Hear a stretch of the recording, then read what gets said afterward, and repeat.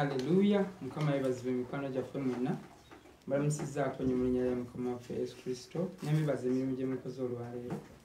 Ennaku z'omwezi 29 mu mwezi tuli mu gwa mukaaga mu mwaka gwa Mukama waffe Yesu Kristo gw'2021.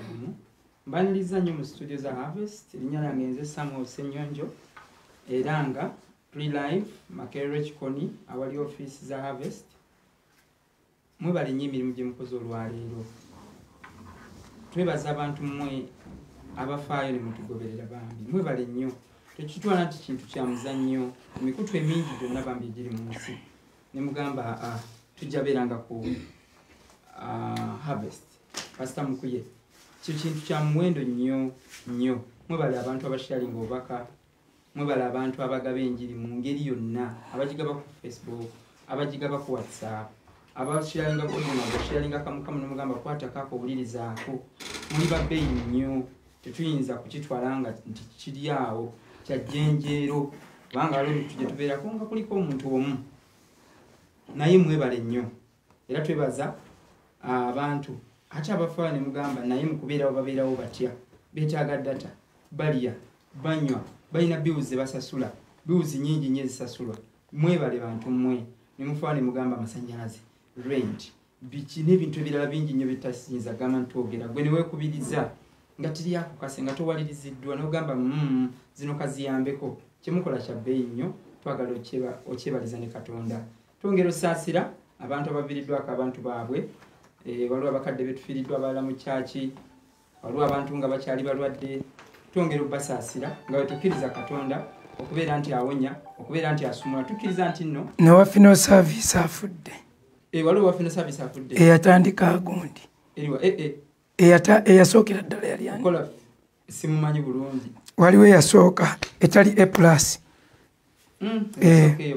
Fino service omukyalo. Ezimu ku fino services enkadde yatandikira ddala mu Uganda. I'm not sure. Afudde omukyalo oyo. Naye afudde COVID. Kati ate waliwo ekirala ekitta. Oli ne wabanga talwango ne basasi. COVID. Nozane Katumba amala bakufa. Yandibadde afudde COVID anti bamukubako ku masasi. Bigambo byange ebyo. Si byange. So bambi abantu abaviiriddwako abantu babitongera obbasaasira n'abalwadde tubasabira Mukama abeerenga abasuusa.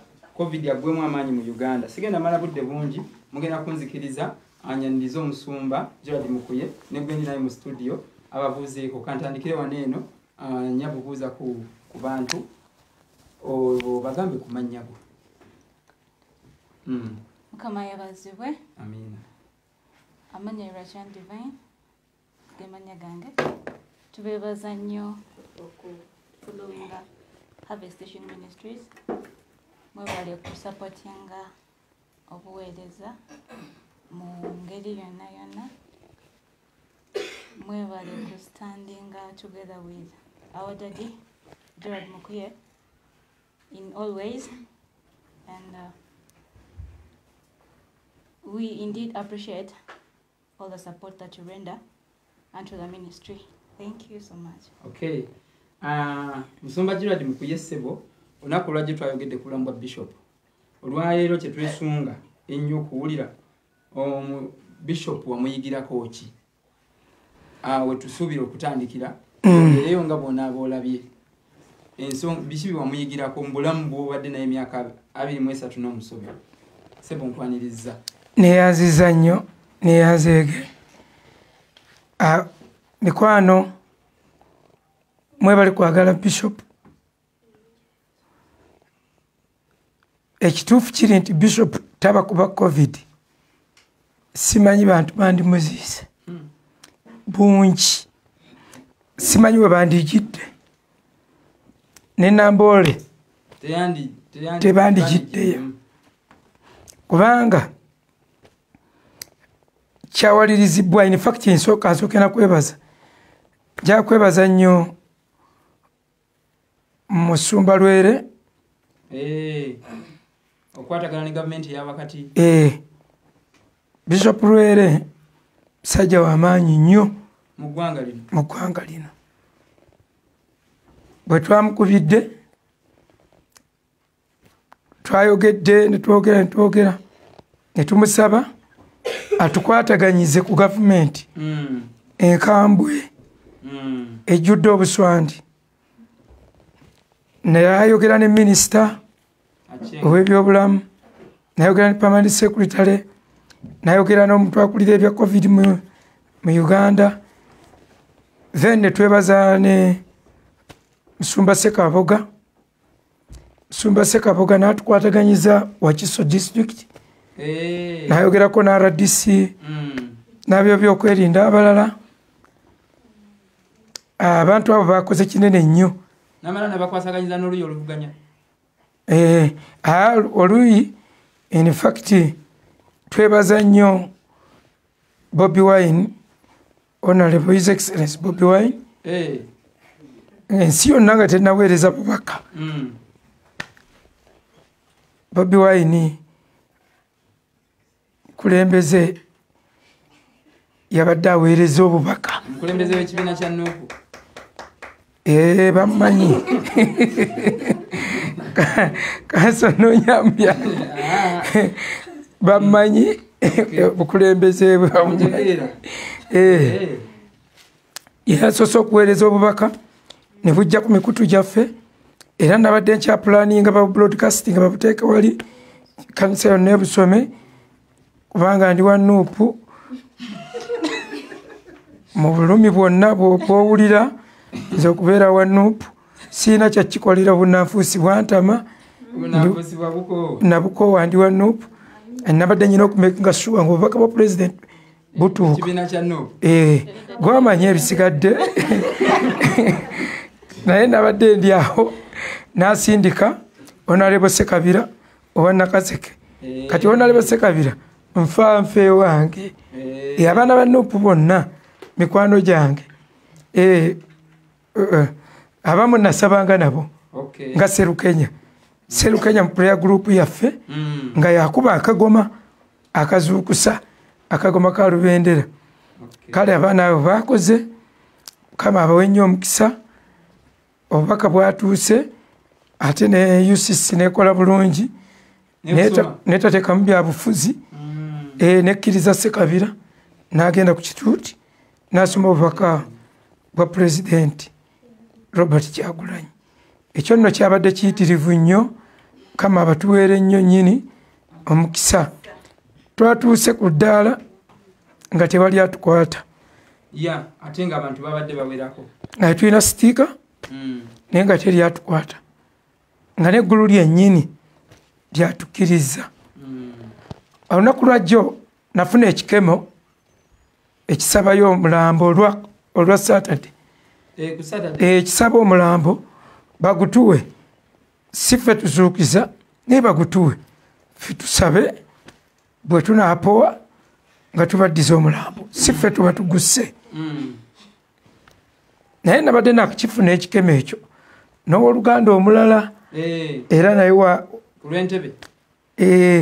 waliwo n'abaana baffe wano aba Harvest ne bankubira Musumba bamutuwe.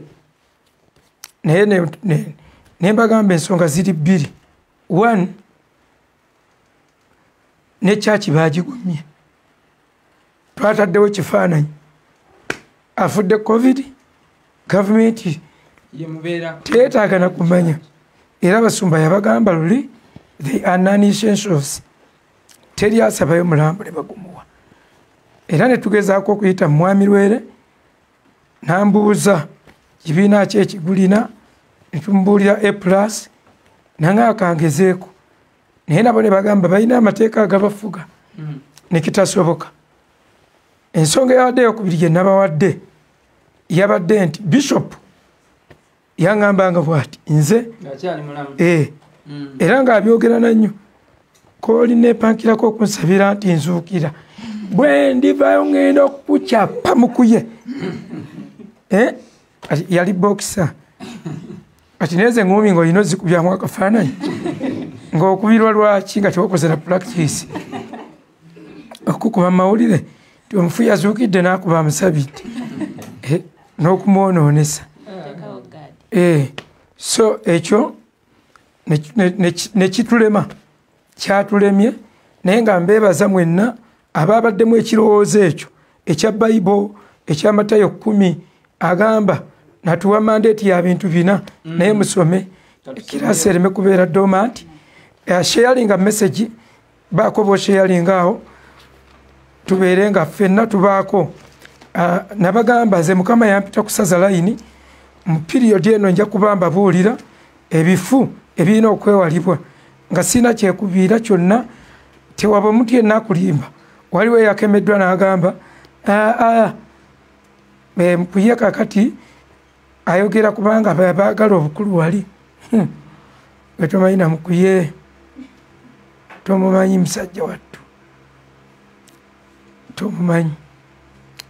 Osoma Matayo 10 olw'omunaana emusumba yatuwa mandate nyegamba muwonyenga abalwadde muzukizenga abafu mulongosenga abagenge mugobenga daimoni.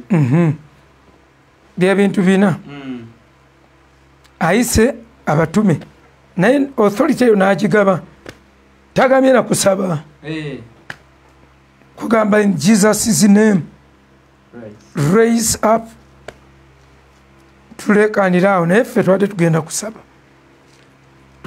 kusaba naye byonna tubijjukira. Ensonga eyo nayo si byakwekwasa kubanga era tekiriimu value. Lazaro we bamuzuukiza teyaddamu n'afa era bajja kuddamu ofe. Naye kyembagamba nti Bayibuli erina okusigala nga nnamu. Teri yayinza tusekerera nga tusabidde omuntu n'atazuukira oba Katonda n'akisazaamu. Waliwo omulala yagambye nti yabadde yaŋambye nti yabalemye okusabira okuwona munaasabira afudde. Ne mugamba nakyo kitundu ku bulokozi. Obulokozi buno bwagenda buggwamu ensa. Abavubuka abaliwo tebalabye ku byamagero eby'obulokozi buno nga Bayibuli bwegamba mu Bebulaniya 2 eyo somayo. Banaye tugenda kwogera ku bulamu, twogera ku bulamu bwa Bishop Stephen Senfuma. Teweeralikira waliwo abamu emitima gyabeewanise nga bawulira ntandise kino bamanyi nyinza okwogera ebitwogerekeka.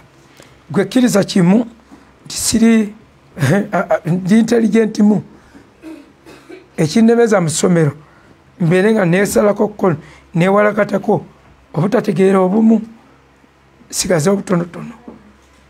Tandikira ku lusooka kyekivudde kitugwanira okusinga ennyo okulowooleza ddala ebyawulirwa kasinge tuwaba ne tubivaako kuba oba ng'ekigambo ekyayogerwa kyekiva kitugwanira okusinga ennyo okwekenneenya ebigambo bye twawulira otyo kabe kasinge possibly you never know nga tuwaba ne tubivaamu.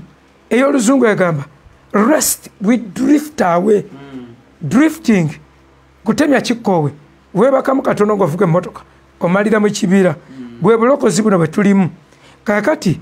Kyangu nnyo okudriftinga ate mba mudriftinga tekikola mulundi gumu bwe kiti. Mugenda mu kyama mpola nja kubuulira mu maaso eyo abalokole be bakyamye. Olabira ddala nga tebakyalina ku bya Bayibuli. Olaba nga nabo bakolakola bikolo buli omu ayagala ekinaamunyumira buli omu akola ekinajjayo ekitiibwa ky'omulambo buli omu akola not the will of God. Waliwo yagambye nti olabika yanyize lwa butamuwa kwogera.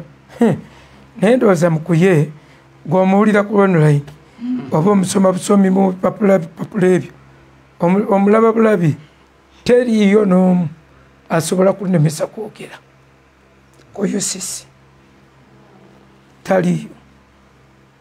taliiyo. Ne Bishop wabeereddewo nga tasobola kunemesa kwogera. Naye nyina ekizibu kiri eki omuntu bwannuma ennyo nemu okwogera bwe njogera breaking down.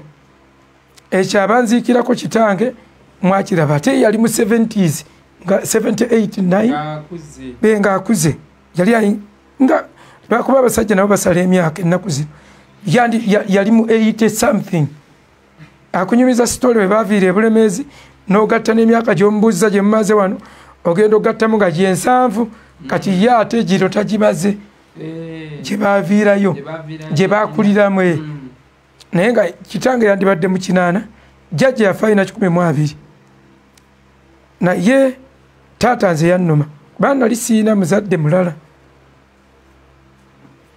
naye bampa omuzindaalo okwogera mba ntandika nentulika nenkaaba nenkwasa Semakula yali oba nakwasaani omuzindaalo n'abuulira nalina sisita wange Susan Nakisonge Namutebi yafa kibwatukira nga teri ategedde ye yali asinga obubalagavu mu family n'ekitiibwa n'afa mu ngeri eri abrupt bambikira n'ensanyalala amagulu neŋŋenda Musumba Semakula ye yabuulira nakwata omuzindaalo ne binnema nenguddiza Stephen nentulika nenkaaba kati nze nkaaba mangu nnyo mbreakinga down nga mwalabye ku baana ba Musumba abamu mbreakinga down mba sijja kusobola kwogera njogera nnyo naye mba sijja kusobola ekiro kyonna kyabaddewo naye era nga sisobola era Musumba Bone n'abuulira kuba ye mukwano gwange in fact ebyo ebyabafu biki ku UCC for information abafu biseera bingi nga nze mbuulira kabe baganda ba bishopu abafudde kabe taata wa Musumba Bone lwe yafa era nga nze kikwasaganyaawo nga tubale Musumba Nyonyi tono naye kasita nnomwa obulumi ne bunyingira mba sisobola kubuulira era ekyo nja kyogerako mu maaso eyo olukalukalu olutali lwa mazima lutimbaganye ekkanisa olukalukalu olutava mu butuukirivu naye oluva mu bibi lwe lutimbaganye ekkanisa nga bwe mwewaana agenze mu ggulu azifu mumulabye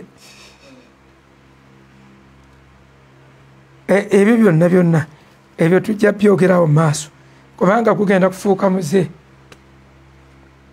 gwagala okufuuka omuze ogw'okuzika mirambo ku makanisa gwagala kufuuka muze omuze gw'okuleeta abafu mu kkanisa twakoppa mukoppe ogujja mu Church of Uganda ne buli omu n'asirikira ne bagamba after all tewaliwo lwaki Musumba gwali gwa Church of Uganda historically they believed nti bwe tuleeta omuntu ne tumusabira ne twekuŋŋaanya ne tukola essaala omuntu ono asobola n'okuva waavudde n'agenda mu bulamu butaggwaawo ne batandika n'ekigambo ekyo ekya RIP rest in peace ekigambo ekinyiiza ennyo nti bwe twegatta abangi ne tusaba ne tukola essaala omwoyo gw'omuntu ono okusinziira ku ssala ze tukoze Katonda asobola okugusaasira era abantu balwananga ofiira okulaba nti omulambo gwabwe gusabirwako kuba nti nno bw'abanga abaddeko n'ebibi ebitonotono bisobola omusaasirwa kati nekikwata era mu madiini omuntu webatamusabira ne bamugaana kibayisa bubi batiranga otuyitira abafu ku kyalo nti yali si mutukuvu yali anywa omwenge mujje mubasabire Church of Uganda egaanye so wekyava nekiyingira mu church ey'abalokole era by 2025 abalokole bajja kuba ne ba saints abatukuvu abaafa abatukuvu be basaba nga bw'owulira Saint Matia Mulumbo tusaabire bali ku ddembe tusaabire abalokole bagenda kuba nakyo kubanga bali bakireeta for that reason and for another reason okubeera nga omuntu waabwe bamusaba nga waali nga mufunayo akadde ne mufukamira ku malaalo ge ne mubaako bye musabye kyovala ati babaziika wala malaalo ago gaba ga bijjukizo naye kati abalokole bakitandise ne kijja ne kaluti ne zikikwata yiga ne bamuteeka ku church. Naffe ekikemo kyabadde kinene nnyo mu kuteeka bishop ku church, naye ebyo nja byogerako maaso awo olw'ensonga okuyitibwa okwange kulala nze nayitibwa kusaza layini nga siina kitengo kyonna, siina mwadde akatenga akatini. Mba njogera ensonga ezo bwe mba ntereeza layini sikankana sijugumira.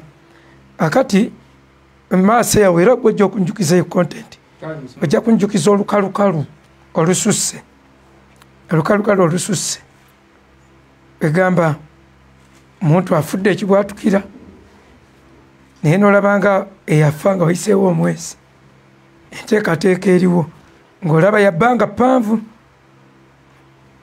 ng'enteekateeka yabbanga ppanvu.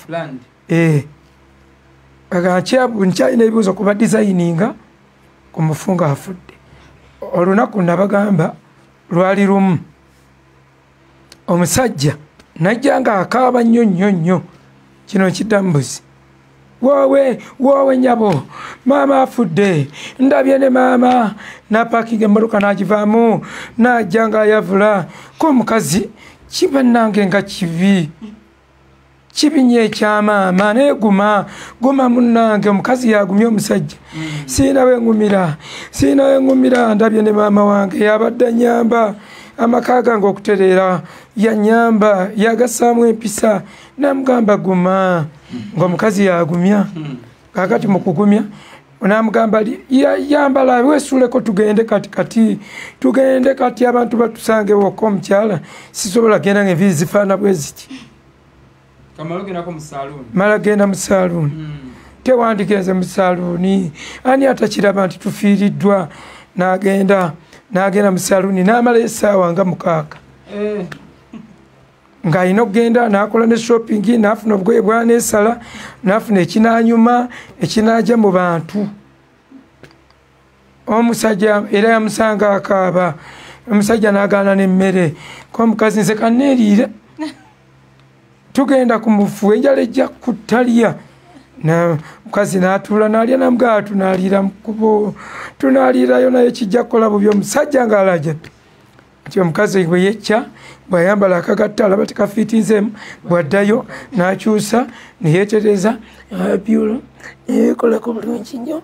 Bw'amala okwekolako n'alinnya emmotoka. Musajja alaajana, maama w'abaana nkwegayiridde tugende ng'obudde bukyali, ng'amuteeka mu mmotoka ng'amuvuga. Bwe yamuvuga yamwolekeza ligenda wa mukyala. Omukyala n'agamba twandigenze straight. Omwami ye nga tanyega n'agikyusa agenda akaaba, agenda okutuuka bawetta bati ng'omuntu ajjudde. Omukazi n'abuuza kiki? Ko ye nagambye dda nti maama afudde. N'avayo n'akomayo emisinde n'agamba maama wange yafudde. Biwiigi byasooka wawe nyabo engo yazisise obugatto tamanyi gye yabusuula. Lwaki owetatonga nti owange yafudde? Ati yali tamanyi nti maama we yamuzaalira ddala yafudde. Yali amanyi wa musajja era byonna byali akola kubanga abakazi tubawasa naye tebatera gattawo. Kyofola tebaagala balayiza kiri ekyomu Esther manya ekya Lucy. My people will be your people, oba shall be your people, and your people shall be my people. Wherever you go, I will go. And wherever you be, I will be there. Ruthi, ebyo bye bigambo ebiraga commitment. Ruthi bye yayogera abakazi tebaagala birayira. Naye ng'oteekako omuzindaalo sino si byaffe byakuteesa okyogere ennyo nga bawulira. Ate no teyerabidde bagamba divine, ono bamuyita divine, naye divine ki? Kubanga waliwo abagambye tusanyusa okulaba ku maama w'abaana.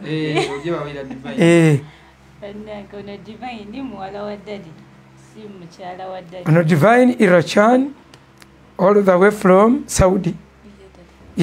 From Saudi Arabia. Abadde muwala waffe nnyo banga lyonna kati bonna batuukira wano eno destination yaba diaspora. It is a family, we are living in a family. Kale mbadde nkyabagamba tebagattawo beerabira okugattawo abakazi babyogera abamu naye bisigala biri immiscible. There is that immiscibility obuteetabula. Kakati nolaba n'abo bennyini omukazi n'omusajja osobola okubeera n'omukazi emyaka nga temunnabagatta nga kyaki mutambulira kakyaki keyabagatta ekyo gyekiri. Naye omuntu yenna mumala ne muyingirigana bwe muti okufa kitegeeza kusowotokamu kwesowottolamu. Buli muntu yenna gw'ogamba nga gavumenti bw'oziwulira n'amakanisa titufiiriddwa omuntu abadde empagi luwagga, ekyo kye bategeeza nti okuggibwamu kwe ennyumba eringa egwa. So nsonga nkulu nnyo nze observations zenze nkola si ku kino kyokka ekya bishop nakuba nakyo neewuunya bingi nnyo. Nze gwe bw'olaba nsirise nga ntudde mu kidaala mba njiga wakati mu bubi oba ne mu bulungi. Nze buli wengenda mba nsoma obwongo bwange nabuwaayo eri okuyiga. Tweyigiriza okuviira ddala nga nkyali mu busomesa nga tusoma child study n'obutabo bwenze nsoma ng'akagamba analyzing people on site. Whoever comes on site you analyze. Mba nsobola okuwandikako akatabo. Nkola study ne categorizinga ne mmanya mwogwa ne nsobola okukolagana naawe bulungi. Buli gwe neggulirawo okukolagana naye mba mutegeera kimpa approach. Yogera nnyo divine ogwawe ojja kumbuuza nkugambe kubanga nenkubulira gyogwa ate kiyinza okukukaabiza wano kyokka nedda. Naye njagala obbabuulira ti ebyo byonna byonna ze binnyambye era bwe ntandika okuba nga njogera tewaba muntu yenna yenna alowooza tinyinamu bayasi n'emu. Why? First of all nze kyakisigira tunuulirako ng'ekyobugagga. Secondly mu Uganda siina kanisa yonna gye nali neegombyeko ngikulembere. Olwaki? Olwa mayindi engagga gye nnyina mba ndabanga buli muntu kyakola mu Uganda nsobola okukikola. Just in case nga mpitiddwa ku kyo. So for that matter temundowooleza mu ngeri zonna za kuvuganya ti oba byonna bye nnyinza okwogera ti ndimu engeri yonna. Temuli. In fact nyina kuba muluŋŋamya eri kyaki eyo. Nze nsaza line I don't care bwe mba nyina kyenjogedde mu bujulizi bwempa nga kikosezza gwe manya kimu siina kyembala. Okay, muzeeyi wange abadde abikkako bw'ati nga yambikkako seetegekerangako kubeera mu Uganda nga sirina musumba nga sirina senior pastor. One yekka yabadde ansobola yekka nga ne wembuulira nti oba nsombeseza gap theory teri mu Uganda asobola kumpita. Yakuyita jangu tutuule. Nze saabitegedde bye wasomesezza doctorate saabitegedde ate bw'omala obimugamba n'agamba mala kubuuzako kuba kimuli n'abakubira oba n'akubira kakati bwe kakutanda nga nabo tebakimanyi. Kuba tekitegeeza nti bafathers byemmanyi byonna babimanyi. Sigaani nze mmanyi ennyo nyina byemmanyi nga tebabimanyi towakana oba oyagala muleete mubuuze ebibuuzo. Nyina byemmanyi nga tebabimanyi. However bamanyi nnyo okunsinga. Kyembagamba ti omuntu newaba tamanyi atya mutabani wange alina ebintu byamanyi nga sibimanyi nga yalina obinsomesa. Nyina ebintu ebimu nga nesiga Victor ku animation ezo ebintu ebyo okukyusakyusa ebifaananyi Jordan simanyi bwabikola. Gwambuulira kyakola kuba loogo biki ebyabikuba n'abikozesa ku kompyuta. naye simanyi byakola. So buli omu alina ebintu byamanyi ate buli omu alina ebintu byatakola ki byatamanyi. So muzeeyi wange kwegamba mbadde tubufudde bulamu nga buli wensomesa ye kyatategedde jangu tutuulemu ng'ayita n'abasumba abalala mukuye yasomesezza bw'ati ku mukutu gwe nga ne likodingi yazze dda nayo. Kakati ekyo mukirabanga omulabi omubi akirabanga omuntu akulinyirira, omulabi omubi akirabanga ejjoogo. Naye nze mbadde ntuuse ku levo ekiraba bwe nti kimpa mind nti buli kyenjogera nyina okubeera answerable somewhere, ambeerera high court nga kindeetera okunoonya defenses oba byensomesa okubeera nga mbibeesinga ku byawandiikibwa nga manya bishop ajja kumpita one nga ntegeka n'enyinyonnyola gye ngenda okukinyonnyola nga nyongera nokikolako research nga ndiko si pressures zammwe bensomesa naye nga ndiko pressure ey'olukiiko olw'omuntu ajja okuyita nga tali yekka oluusi ate nga tankoowa era olunaku lumu neekanyaako mu wiiki 2 ompisa emirundi 5 mami n'atuuka n'okugamba kati akooyo muyita buuyo akooyo muyita naye nga kyengezaako okubagamba anyway ekye nali neekanyizaamu yali doctrine ya 666 twatuula emirundi 5 mu wiikisi ntono nnyo ate nga ne bw'oba omulaze otya olugira nga era akuyita kati neneekanyaamu which was bad. Bw'okola ekintu nga si kirungi osobola okukimanya bw'oba okyalimu akamera. Twatuulanga mu bitabo nga ntudde ne musumba wange naye eyanzija ku lubungo nga sira kyemanyi naye buli muzadde omutuufu eky'omwana okusingako okumanya si mawulire gaba mawulire eri ba worshippers of men naye eriffe si mawulire omwana okusinga okumanya. Gwalina akatabo kewalingompa nenkagaana nenga muwa bawandiisi bawano nze saagala naye eventually bwe nakakwata I appreciated it olwaleero kenjagala ne sitayiro y'okuwandiikamu otyo nga tebikooye empandiika ye. Kaakati kituwa omukisa okuwuliriza abantu ab'enjawulo naye muzeeyi baamuwanga amagezi abalala mukuye mugobe mukuye mugobe muzeeyi n'agamba mukuye mujje wala sisobola kumala ga yakikomanga mukuba si kumala ga nga buli omu ne bwamugamba tikakati gw'osomesa 666 ye agamba teriiyo ekyo kyokka abakontanyiza kati nammwe abali eyo ku mikutu ne mugattamu amaloboozi era mulimu abaaweerezanga nga bakaaba twabanga bumu naye omwana n'aleeta ekintu ekikontanye agenda kuyuza mu kyoki nampita n'abunteerako ate yabanga Frank nga n'omuntu asobola omukubuulira ne mugamba I'm sorry nti kyazze bwe kityo naye twakkiriziganya nti enjigiriza ziri nnya negamba nze eno gye nkutte it is okay nze eno kati sigikkiriza olwa ABC naga tutuulengamu nayita owa KSTV nayita abasumba abalala nayita abasumba bangi kwabo ne tutuulamu bitabo ne biteekera ne tutambula ne tubanga abalina we tugguseeko naye ng'ekyewuunyisa nga tankyawa.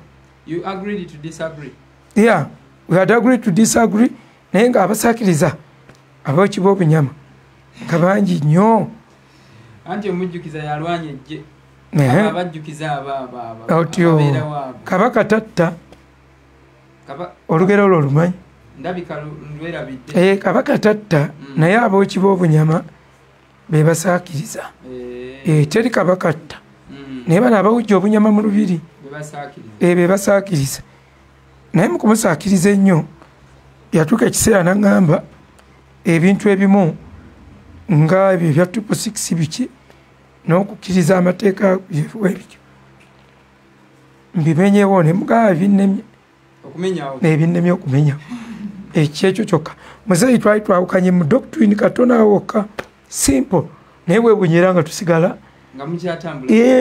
nga ndi mutabani we era baali bakola kundi allowances z'amafuta sometime back nange eventually nalagira nagala nemukuye mumukolere nasigala badde privileges za church nasigala nga azimpa nasigala nga aho nalinga nga mutabani we wampitira wonna nga ngenda tusigala nga tusharinga ebituuti yonna gye tulaga nga tumanyina okugamba ambuuza oyitiddewa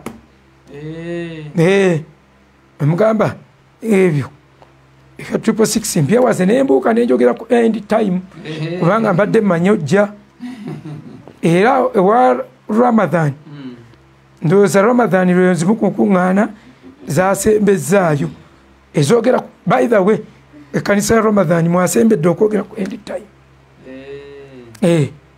naye nga nze musookayo ebipande ebiseera ebisinga twabibeerangako babiri era we natuukanga nensomesa nga manyi muzeeyi ajja nembagamba bino sijja bikwatako ABCD naye kansomese ku kino nenkisomesa bino muzeeyi anaabibayigiriza lwaki nga ntya contradictions nga ate saagala bantu bwegasaagala kulaga kifaananyi bwe kityo kubanga eyatuyise buli omu yamuwadde n'omutwe gwe nekonfainingiraawo nampita osomeseza ki someseza kino nakino nakino nemugamba kundi sigikutteeko oluusi natulika naseka naga kale nebigwerawo bwe bityo naye amazima gali nti mbadde seetegekangako to live a life without a spiritual father yasobola yabadde ansobola nga tapowa kati ate ng'oluusi manyi muzeeyi nga ye tava mu kifo ngamba omutima gwe muzeeyi ebiseera ebisinga obungi ng'omutima tagulinyisa nga ne bwojjula n'okuba emmeeza asigala alibwa oba abadde omusanze anyeenya kigere kyanyeenya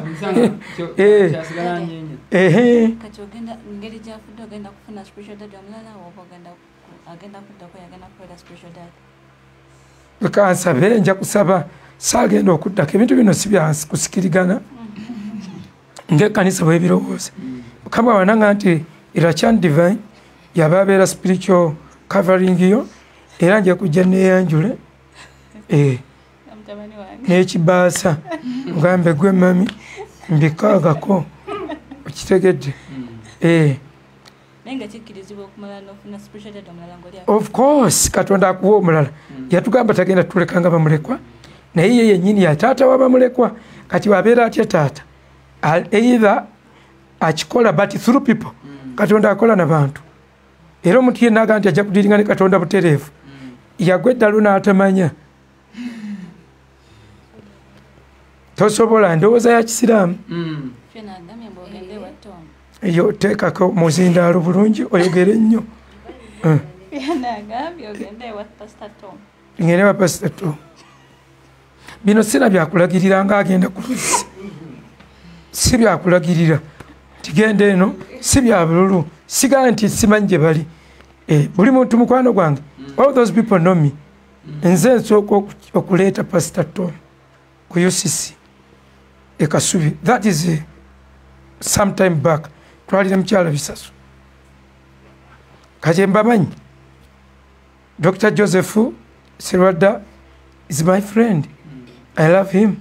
Nava mu Victory Churches okuyingira UCC. I know them. Robert Kayanja, we are all of them. I know them. Naye kakati nze ekibadde kyankwatisa ono nga yasobola okungumiikiriza. Why? ndi nyinamu I cannot compromise my personality. Nze baba sitamye kugamba. Gaye twaita ku mukazi atudde waggulu kalina akoze ati asiika nengamba mzeyi sibamu tumutereze ensi ko ye okutereza ki koze lengera omukazi bwamansula nasendabirwa mama ositamidde ekibuga kazi nanvuma kati Bishop naseka nangamba toggwa kati nagenda n'abakole gwanyumiza bavumye mukuye nemugaa muzeeyi mba nkoze enjiri mba ngibuulidde omuntu aba yeeterezeza so mbadde namwatulira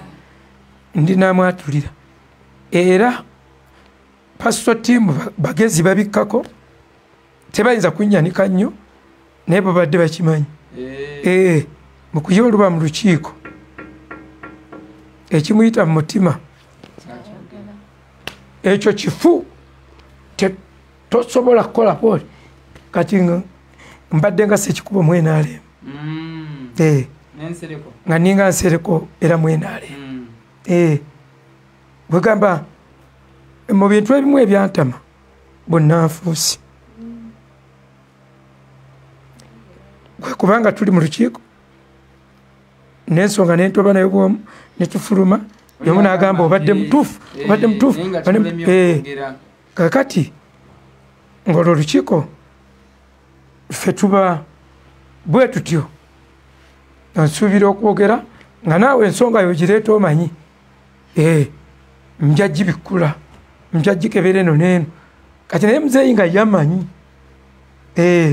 nga bwensirise ge gaba amawulire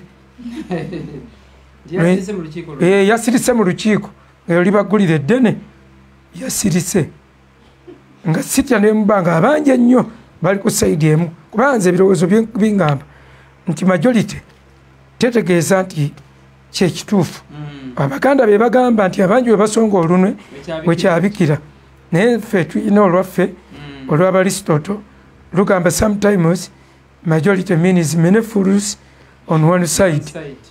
Naye agambye sometimes not always.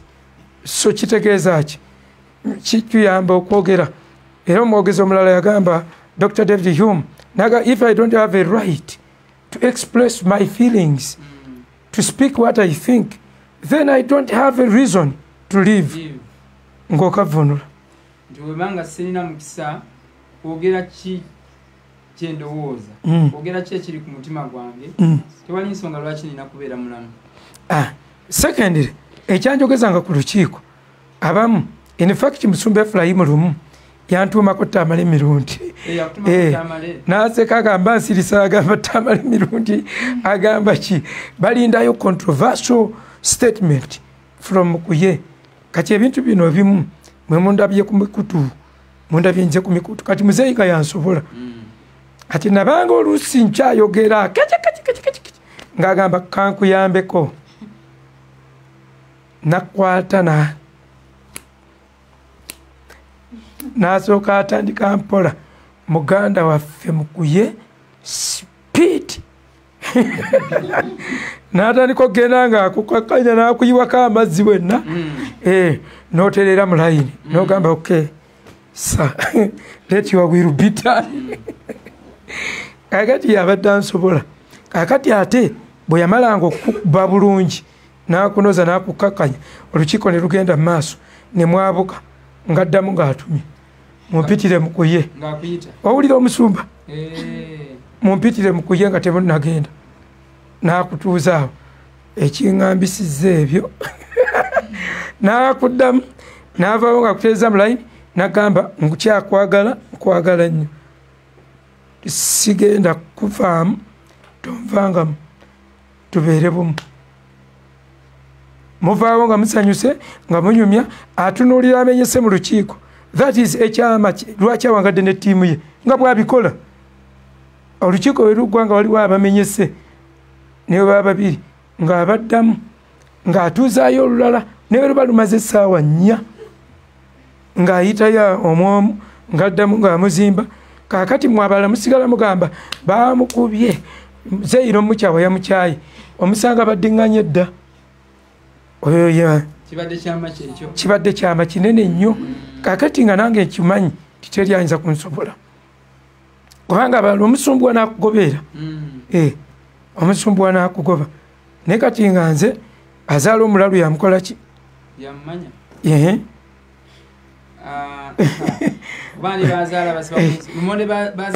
otyo azaala omulalu yamumanyi abaana ba lumonde bakulira ku luwuzi azaala omulalu yamumanyi enseenene zigwa kwa kikome katonda azimanyi zijja kupaaluuka zireme ekwatika okwomusana ziba akitiivu nnyo so muzeeyi abadde ansobola nga yamanyi bw'atambula ne mutabani we ng'era amumanyi aliko paati ennungi n'endala paati ya speed n'endala kyawulidde akyogera kyaba akyogera tubaddemu nga babiri oba basatu nze ne muzeeyi Luzinda aboogera kyabawulidde n'omukyalo omu kati ye sijja mwogera linnya abakazi bali unpredictable atondowalira oyinza nokuba omuwolereza n'avumamu amuwolereza kakati ye sijja mwogera naye nga senga wange so tubadde awo nga tunyumirwa nga olukiiko luliko oludda oluwabula gavumenti kati eno mwere muyita olwaki olwopposition nga waliwo oludda abopposition official language gye bakozesa bagamba oluuyi oluwagira oluwabula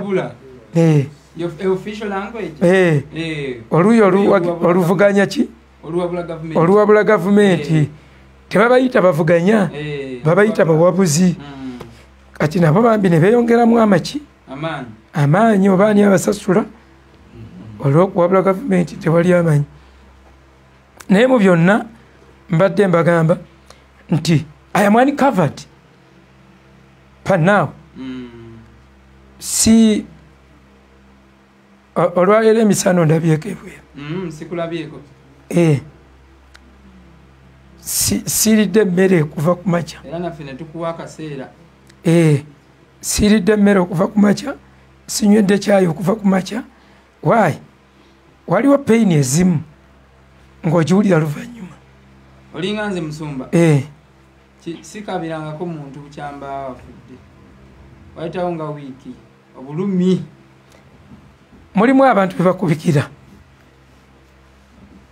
amatu ne gakiwulira notakitegeera obwongo ne bukitegeera nkya ebitundu by'omubiri ebimu ng'omutima ne gukitegeera after 2 months kyokka ekyo nkyogeredde kubanguwa okurealizinga I'm telling you kakati please you will forgive me if it is heartbreaking mami penya ayinza ogiwulira next year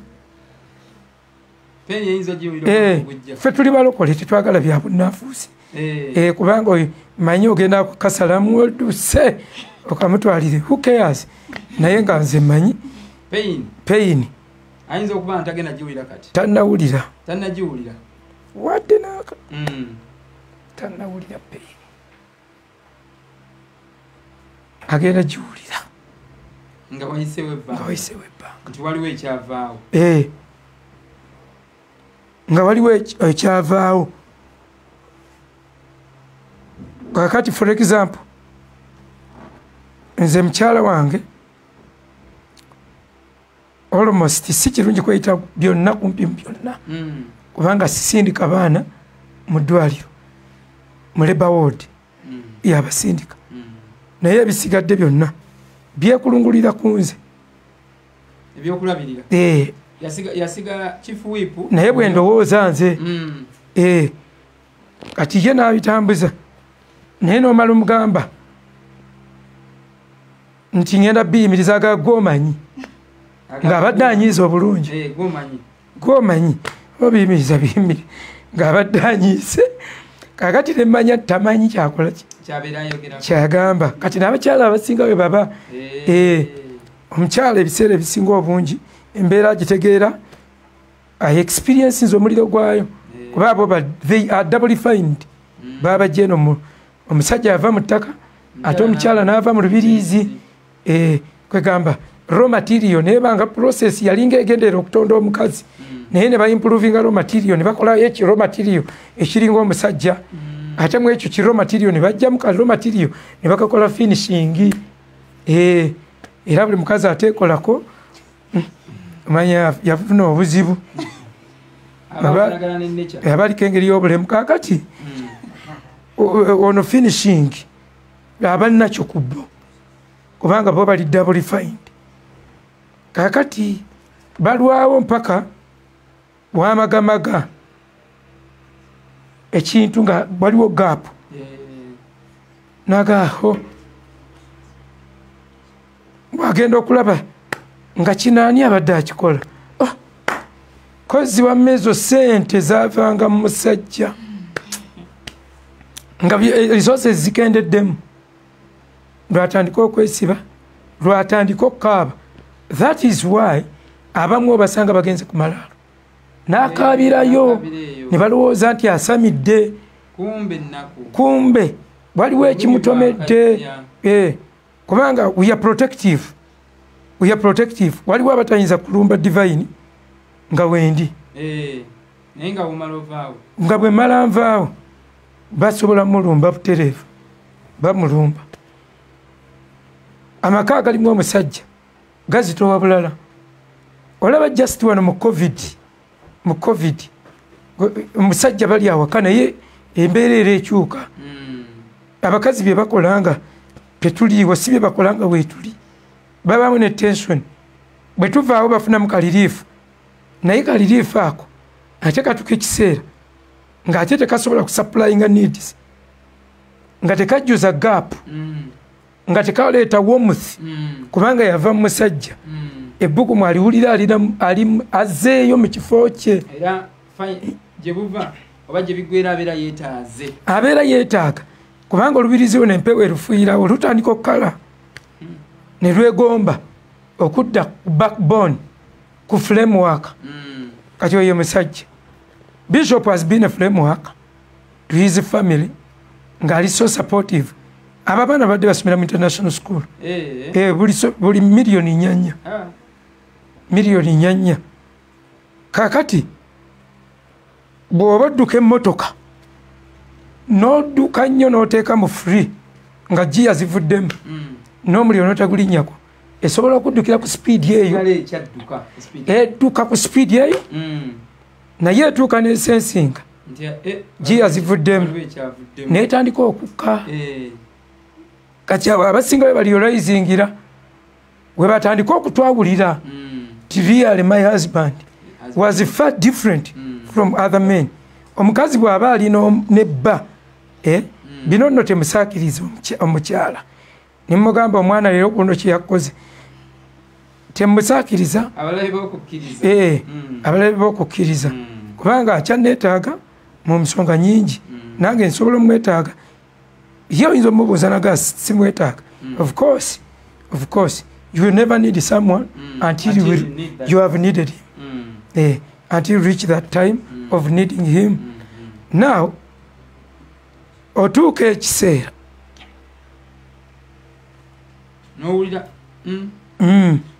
nga sipiidi ekendedde otandika okukendeeza budget luli ekitabaddeewo bwemba ne madamu netuyingira supermarket bw'aba alonda ebintu tambuuza ye tayagala kumanya ate ne bw'ofuula ensawo n'olayira nyinamwe era wemba n'entono sitambula naye sitambula nze na divine mukyala wange sitambula naye nga nyina sente entono gwe olaba ntambudde naye ng'omanya ntaddeko mu nsawo mu kooti mulimu ne ku ssimu buli namba ennya ze nnyina nga kuliko sente awo ne tugenda nkugambye yagamba bugambi eryo ettooke lya mmeka teekayo mu bbuutu omukazi n'omutulira nga tombuuza oba nnyina sente nze mmanyi mukama aba yagabiridde nobula mubuuza gwe siwuwo mukama ewo yayisizaayo mmeka kakati ate ebyo byonna byonna mu supermarket alonda nga bamukwatidde bukwatizi kasero chwa buli kalebye n'akaagala kati kyokola osiibula mangu n'omugaa twanguye obudde nyinayo kyeŋŋenda okukola ekituuti emba mugamba bya bituuti naye neraliikirira ono buli waliwo mu supermarket asobola okugamba bamutikireyo firiigi mu buutu kati gwe mba neraliikirira naye kakati ebyo nabyo byonna otuuka ekiseera shopping zinga zirina okusala buli kintu nga kirina okusala otyo kati obulume bw'olubiriizi bulukwata empewo erufuuye ffe tetubadde muzeeyi tubalire tumunamufiiringa nga mwali twatandise mwatandise church yatandise nga UCC I'm telling you aka UCC katandika butandisi sagala bamala manyi katandika butandisi kubanga yabadde atukutte bwati buli omu ne gyali bambi nga olukiiko luli olw'abakadde muzeeyi nga yalufuga ng'asobola bagamba dduka ojje wano kubira banno bonna mu ddakiika 4 mwezi motoka ogenda okulaba kasitola banga bayingirawo mujje tutuulemu ti ate kiki kati engeri gye bamanyi nti nze ntawanye oluusi bamanyi okunkubirako ate wakoze eki mukuye wazeemu okutawanya muzeeyi kubya doctrine tannaba kumpita naye bagenda okutuukawo olusinga birala era naye mbateza amatu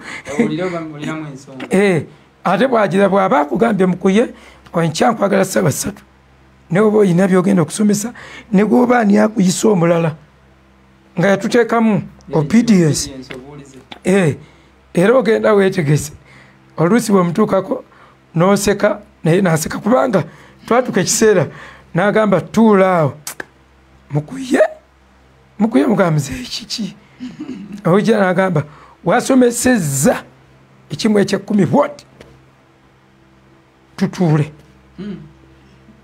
mujje batuula tuddemu cwa n'abuuza banne mukirabye mutya netuggweeraawo oli omulagana naye ogenda bamu ne bembulesinga bamu ne bagaana bugaanyi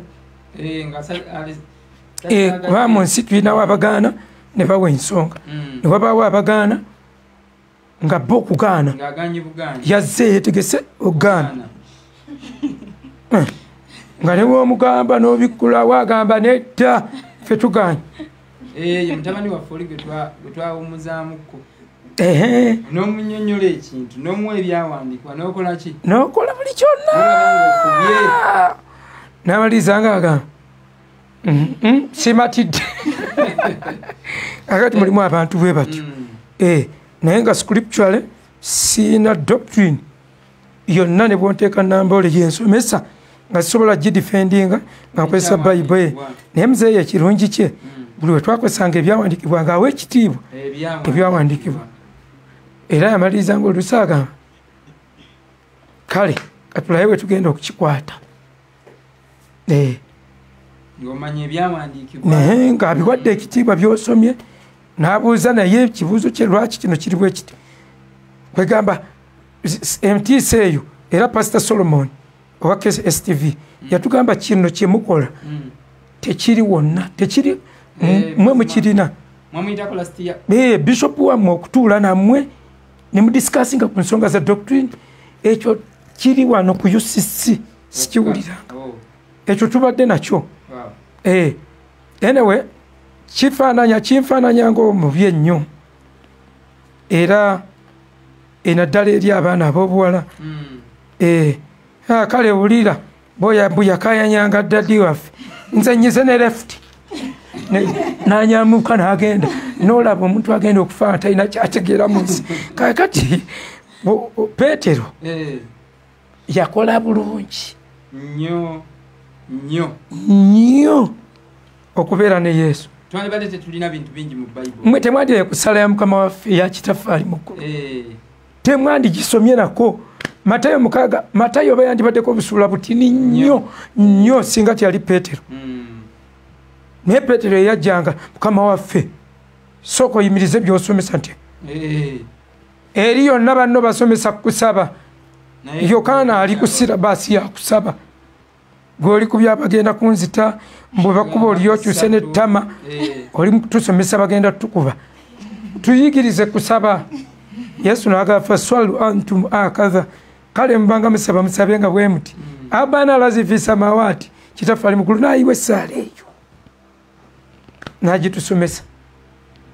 Yesu yabanga akyayogera bwe munaabanga n'okukkiriza okutono.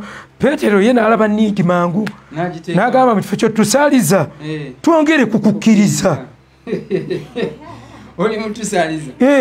Kifo kyokugamba okukkiriza kugobawo emiti bwe munaaba naye kakiringa akakalidaali n'agamba tukutukira ki mwe mubigaba ate oli wano otugamba n'omala oba n'akapeke kakalidaali ffe tukajjewa tuyingire mu kyuma kitunyige tufuukemu akapeke kati olukalukalu n'okugjayo omutima gwa Petero kyayamba nnyo ekkanisa okufuna bye tulina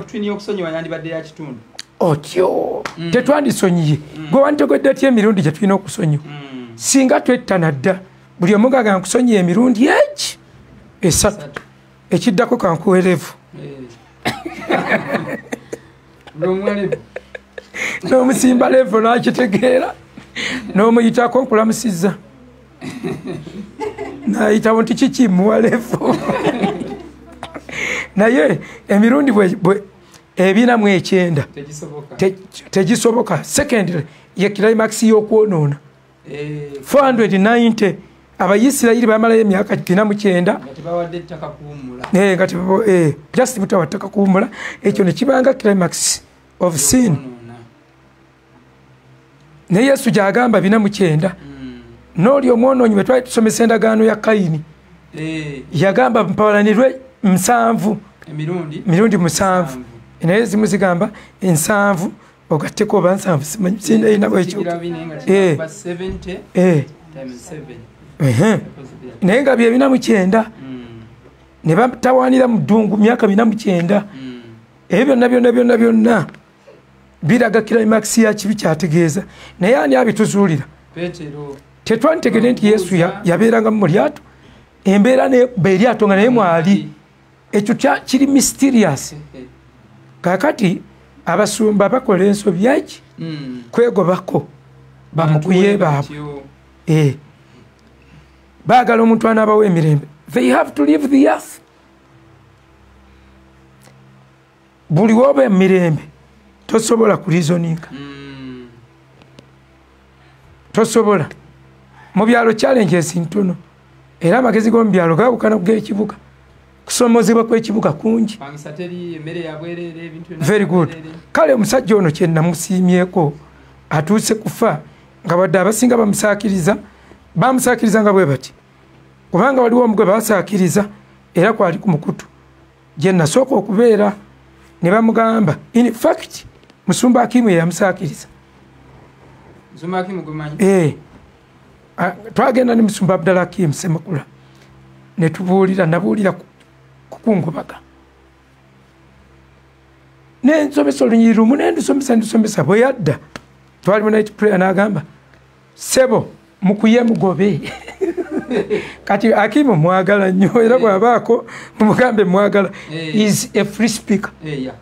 Nze abo benjagala okutambula nabo mu nsi abo mba nga si byakwefuula kye tutali si kwegeta. Akimu akola byawulira akola biri mu mutima gwe. Kati bwe yajja n'andaba nga ntuddewo n'agamba sebo mukuye mugobe tojja kusobola mukuye empanga 2 tezisobola ate wayitawo akaseera ki ne muzeeyi n'akomyawo mayini n'entuula nga walabiseewo era ensonga ezo insecurity. Naye muzeeyi yabadde asobola okuncontaininga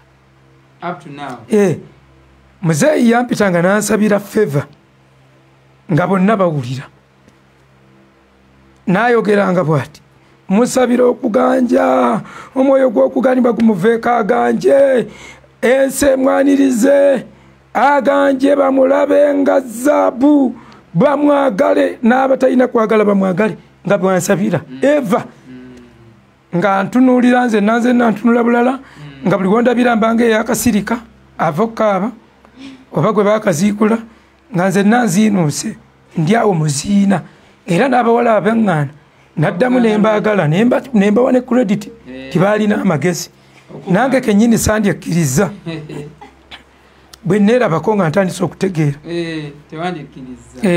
kuba natandika okwagala mpase nga nkyali muto naye nga nfaanana bubi nnyo era naakakizuula ti abalenzi batono abeeraba batono alaba nti agwanidde okugenda n'omuntu bwatyo ebyo nabizuulira ku nze naye muzeeyi yansabira okuganja bassebo ne bannyabo ne bonteeka Nairobi ojja kunsanga nnyina emikwano ate nga si kwegula kubanga ndabye abeegula ku bantu ndabye era okwegula okungi naye nze nasoma mubuulizi ng'agamba abakola ebyokwegula si be bafuna okuganja abadduka embiro si be bawangula ab'amaanyi si be bawangula entalo abakwongerayo lisiti yandigambye abenyigiriza ku mukulembeze si be bamufunako obuganzi kwegamba abakwongerayo yandigambye bannalulungi si be bafumbirwa abakwongerayo yandyogedde nti abagagga si be bawangala olumba oluluma abaavu luba lwavu endwadde z'abagagga puresha sukaali ebo balwala akasawo ka sukaali nga gwotojanoonya hafu ya sukaali endwadde zaabwe zakigagga ndala birala so mikwano gyange mbadde ngamba ekyokutuukawo yansabira feva ndabye okuganja mu maaso g'abantu kababa ab'ekyaki ya UCC ekyo teryayinza nakyegaana bino nno seekubira kalangu kubanga kati awe byatuuse era buli omu atunula kuditi bimukuye no don't think I'm a threat there. I'm not a threat. Why? Nze abantu mwe mwenna bennyina muli mu kyaki yange, you are from different churches. Nze abasumba mikwano gyange nze njagala nnyo Pastor Bugembe naye ayogera omutima gwe bw'omujaji nga nti yayogedde bya kisiru oba yayogedde byaki yajja ewayiga yekka yayogera ebyamagezi ng'abanene bonna weebali b'embula esinga tufiiriddwa nnyo Bugembe naga tubadde twawukana mu njigiriza abavuma ne bavuma Bugembe abaamaze yagende wa Bujingu namugaa tetukwatagana mu bintu ebyosomesa naye nga sikuliraako obuzibu ekyo teri musumba asobola kyogera ng'okigamba omuntu akusinga sente era buli omu atuuka wali kwezesa sebo fe bishop okuva muzeeyi Kiganda lwe yaddamu okuwasa twakola resolution ndi tajja kubuulira ku kituuti kya UCC. Muzeeyi yakola resolution yo n'abakadde twagikolanga gurupu y'abakadde na pastoral team era lwe yali agenda omuyita ku 25th mu mannya ge yateekawo we revolted talina kubeerako n'abakubi b'amasimu ku maleediyo ne bakyegattako bwe yasoma lisiti gyagenda okuyita ku 25th ne beegugunga okitegeera naye obunafusa obuli mu kyaki era unfortunately n'agaggawala luvannyuma mpozi n'agaggawala n'akola TV n'akola radio era olwagizaawo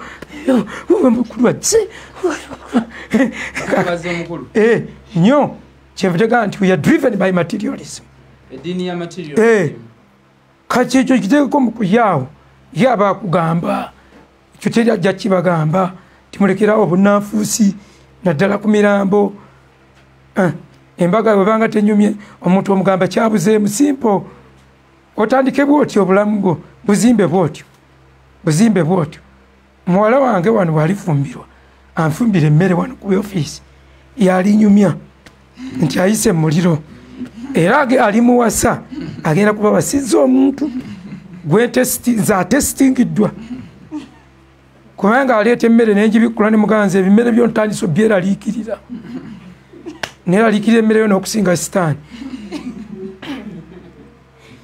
n'agijja era naye agireeta yeraliikirira abeera awo alinde komenti kakati ebyo byokupampalinga aziifu muli baana bato ng'abayitiraitira bakube pampa I don't pampa.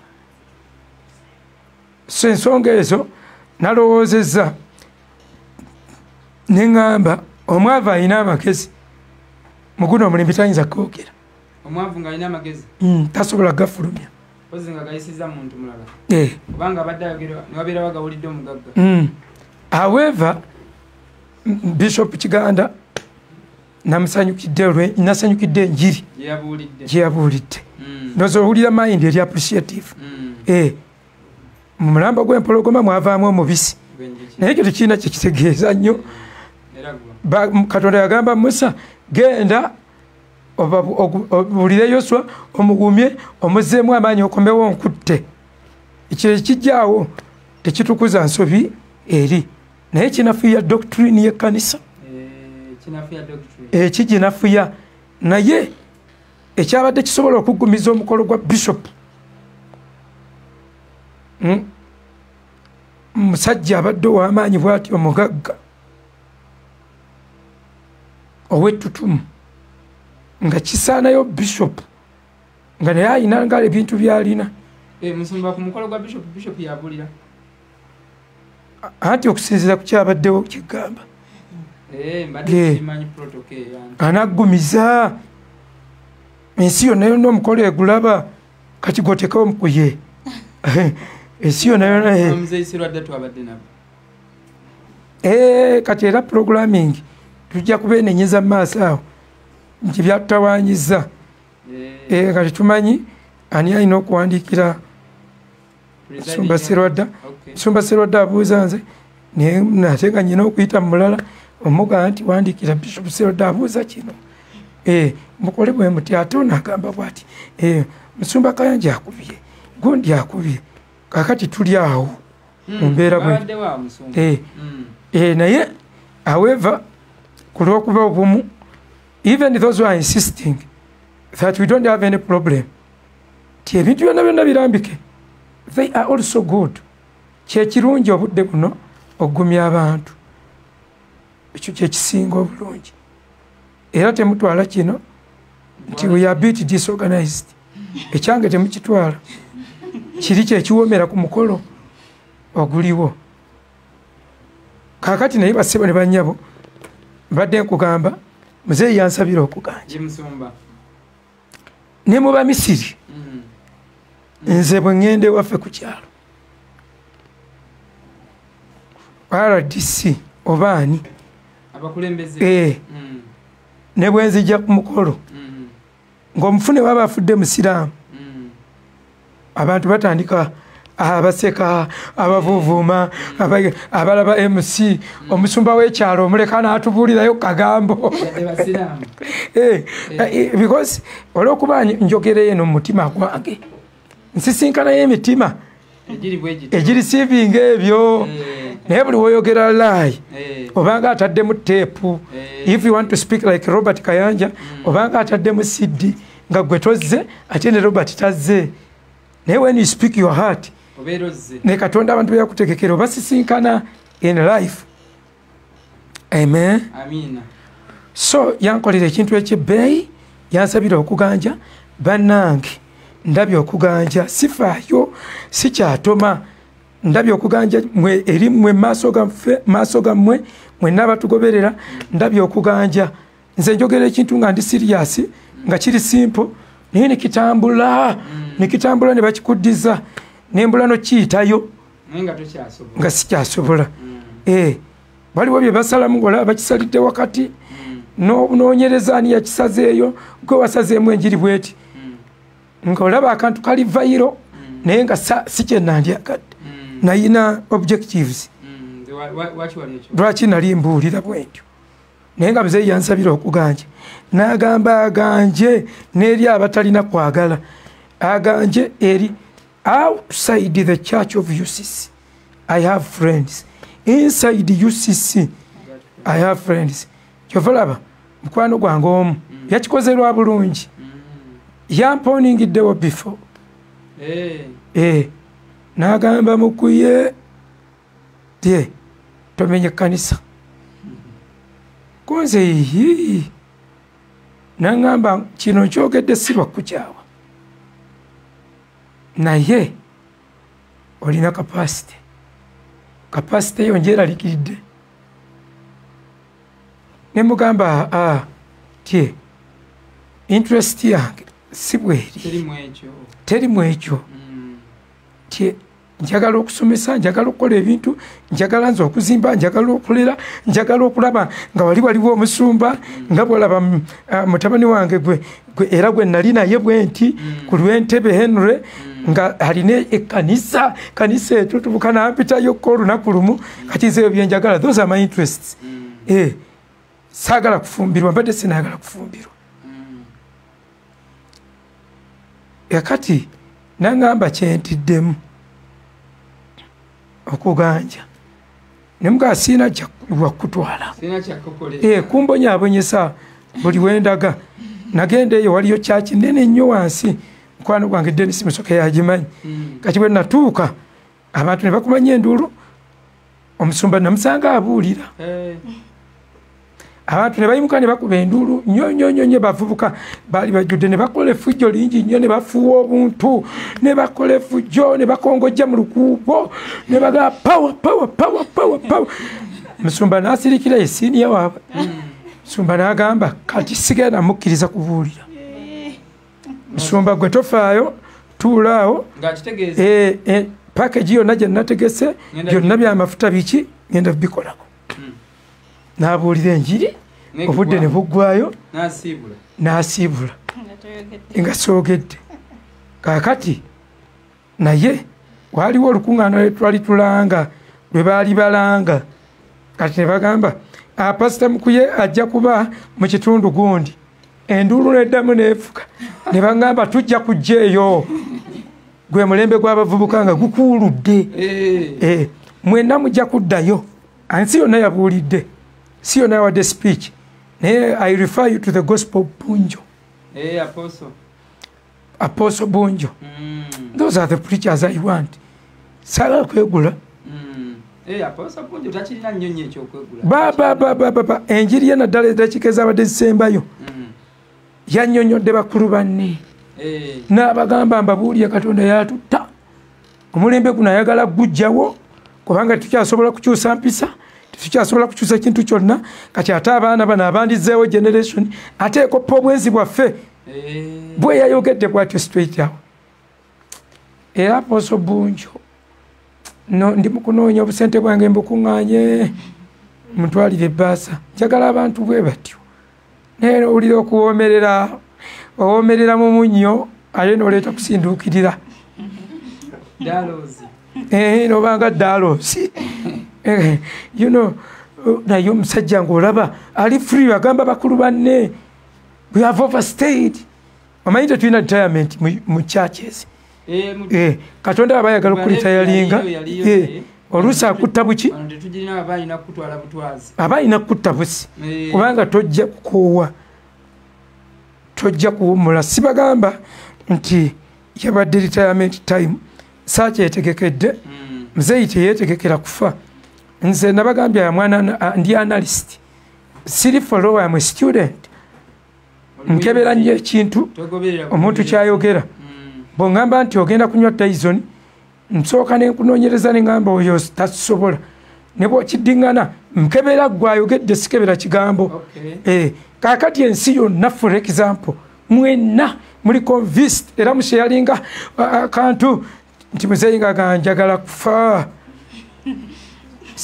nga bambikira agasinga mbadde nze kino nakyo mukiteeke ku likodi si kwambula mugenzi naye kambagambe don't add contribute on this lie timusumba abadde tatya kufa don't even contribute don't waste even your time don't even think about it tokuŋŋaanya bugambo bwobwo tobukuŋŋaanya I have been with him for 23 years mulemera kwerimba muleme kwerimba nze ebbanga lyonna lyembadde naye emyaka 23 sinze nasooka naye n'abalala bwe munaafunayo abali genuine bajja kugamba y'omu ku babadde basinga okutya okufa in courts mubukomera era tokyongerayo don't spread anymore don't add on ayinza n'okuba yeyakyenenyeza kati ate gwe n'okyongerayo kati ekyo nkikulabudde ekyo nkikulabudde era mukyewale mbw'oyogere nga muzeeyi nze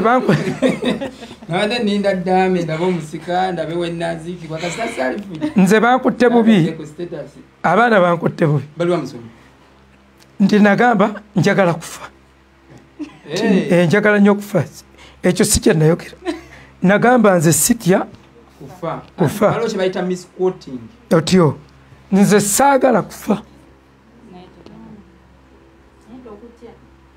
naye sitya kufa neekanga okufa naye sitya kufa si lwakuba nti nafaako naye sikiwa birowoozo sinze mbikolako ebyokufa nze nkola ku bya bulamu bampadde kulabirira bulamu olukya lwembala kati nga lwaki ntandika okweraliikira ekintu kyesinako solution ndi mu ministry ya health sigwa mu ministry yabigwa tebirazi okufa ne bwonooba tokutya ne bwonooba okutya it doesn't make sense whether you fear it or you don't fear it it doesn't make any sense. However, confession is so important. Naye nze kambabuulira strategy. This is the formula. Ze mujeezi yaŋŋamba. Nali ntya nnyo amalaalu. Nga ntya nnyo ebyo ebyokufa.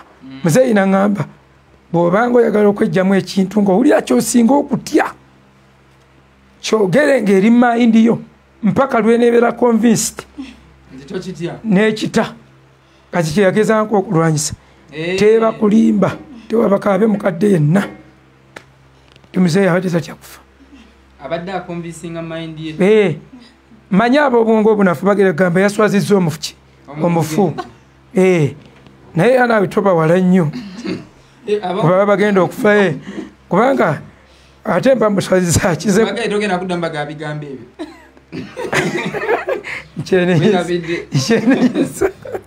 kyenenyeza kubanga kati wuliriza mukama nsonyiwa language yange nze yabadde anyambako kati mwe munyambe mwe munyambe mugaye nti awo nze ekyo okootanye n'olunyiri gundi kijja kunyamba nnyo naye mbadde mbagamba ng'abaana ne bwe baba beekalakaasa emakerere nze tayinza kujja ku kyaki manyi ababuzi b'obunyama bagenda kukugamba nti ayina lo tebakulimbira obwereere tolina bw'omatiza muntu ali reasonable nti sitya kufa naye sikoze eddaame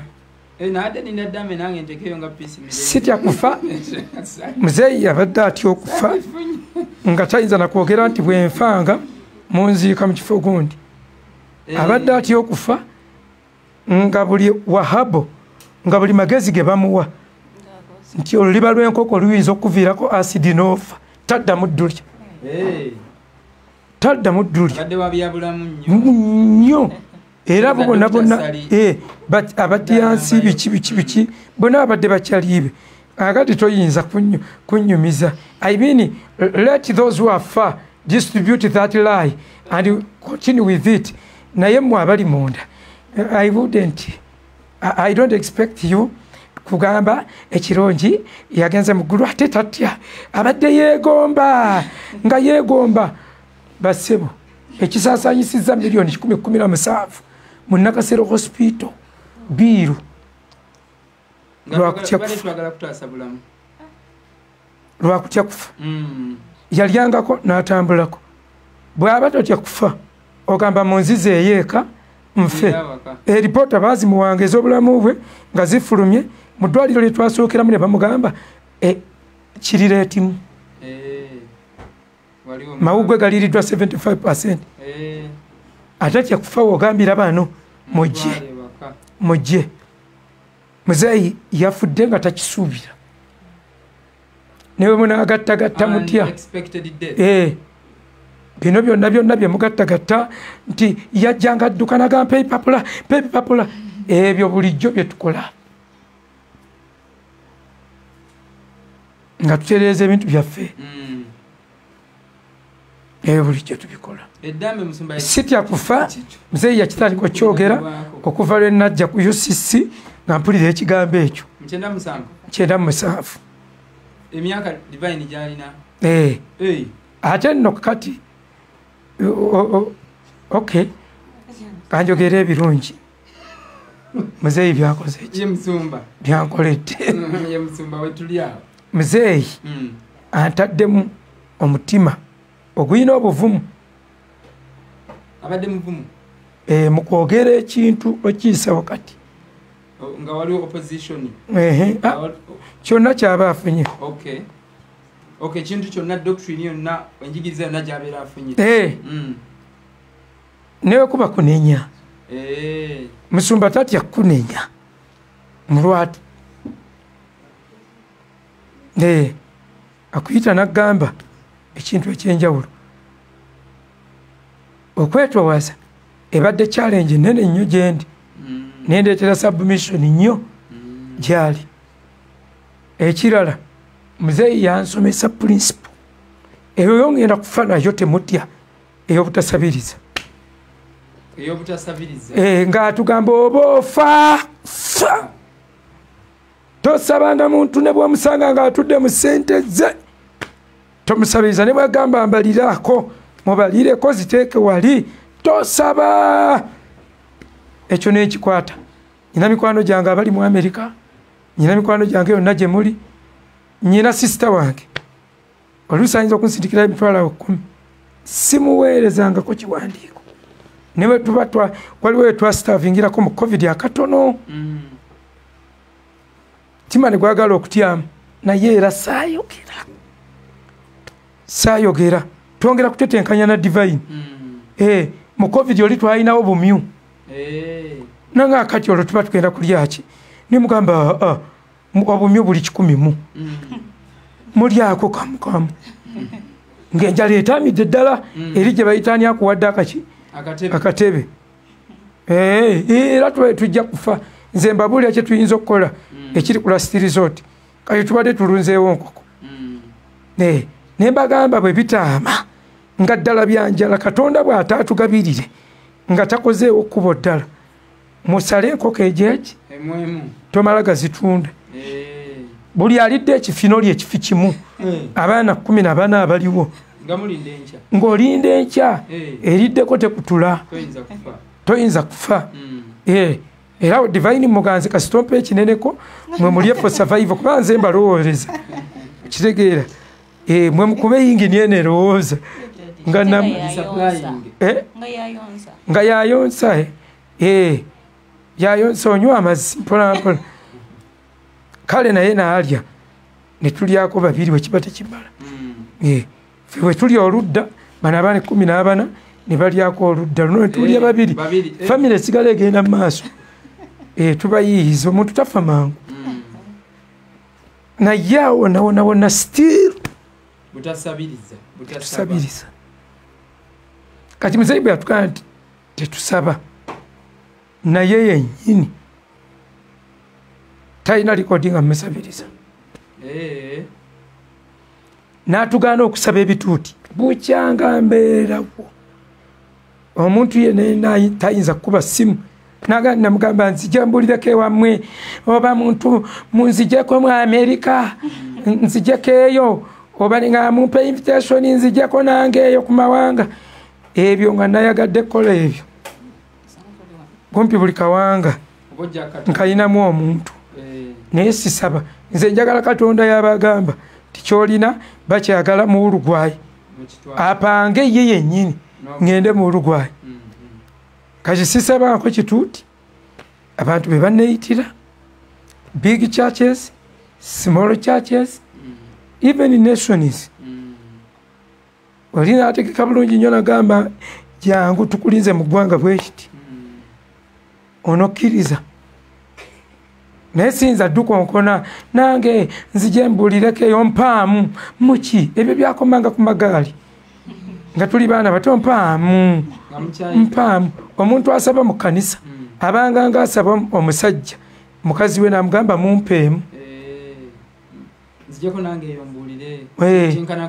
kyenkanakana n'okusaba mukomusajja nogamba mumpeemu bamu mukazi wo kati netubikyawa fe abamu tetusaba bituuti kakibe kya kyaki sisobola bukyangambaawo Mr. Kasozi yeprograma n'abalala oba mmaze emyaka emeka I don't sisobola mba nswalira na bwere nti mpanja nyina kyembuulira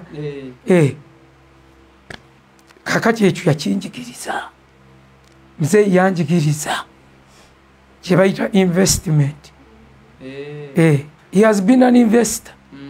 He's one of the richest pastors in Uganda. Nnyo era yakuyitanga nagamba wandikoze bwoti sente ziteeke mu ttaka saagala kusoma bugagga bwe kijja kufaananya famire bubi naye y'omu ku bannagagga abasatu abasooka mu basumba nga ali talina ye teyenyumya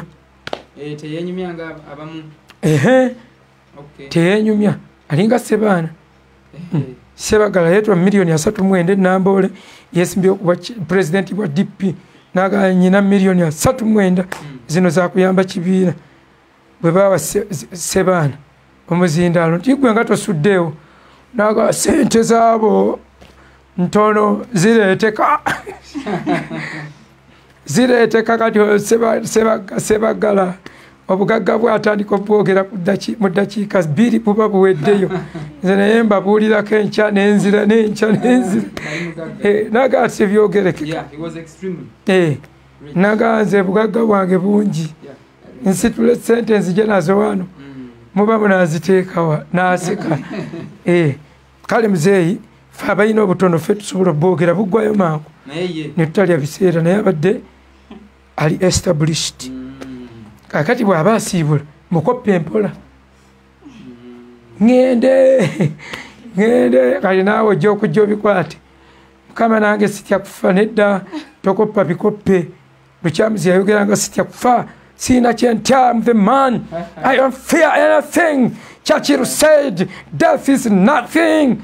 When it comes it gets demystified after meeting with a bold man, said Churchill. Abatanda kimalayo akamotoka ka police kali tekamanyina kumanya nti wayogerera kali kayitawa yadduka ku kituuti n'ayingira mayuni nga sina gwe baliko ensi neeseka so oba kyaweza emitima gyakaluba omwana n'akuba ekibaati n'oyingira mu nsuwa so ebintu ebyo temukoppa bikoppe mubitegeere mubimanye muzeeyi mbadde mwegomba ku commitment mbadde mwegomba kukwata obudde aweeva wafiiridde nga kinnemye ekyokwata obudde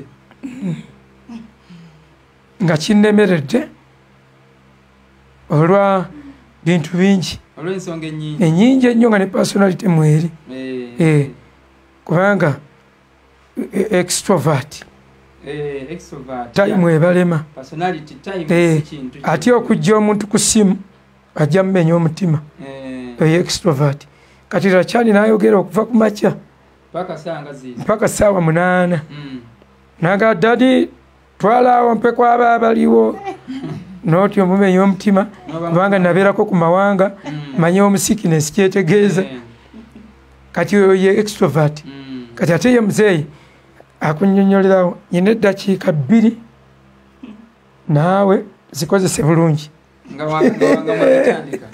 kati nga ekyebbeeyi ekirala kyabadde alina Musumba alina selection of words eyo nze ndo kyenasooka omwegombako etya ebigambo engeri gyalondamu ebigambo byate kuba mu samoni oba wa ekyo ndowooza kyembadde nsinga omwegombako nga noonya engeri gyabifunamu nti nempulira nga kitudde mu mutima gwange Oluganda lwakozesa teri mu Uganda wano Musumba alukozesa ayogera olulimi olwo naye nga lulimi nga luzito kugamba okitegeera kugamba ebigambo bina kyekiseera okutegeera obuwanvu bw'obuwonko bw'obupompogoma bw'obugazi n'obunene bw'omutwe munda omuvunuzi nolanga ali mu trouble kati Joshua Kaya lyamanyi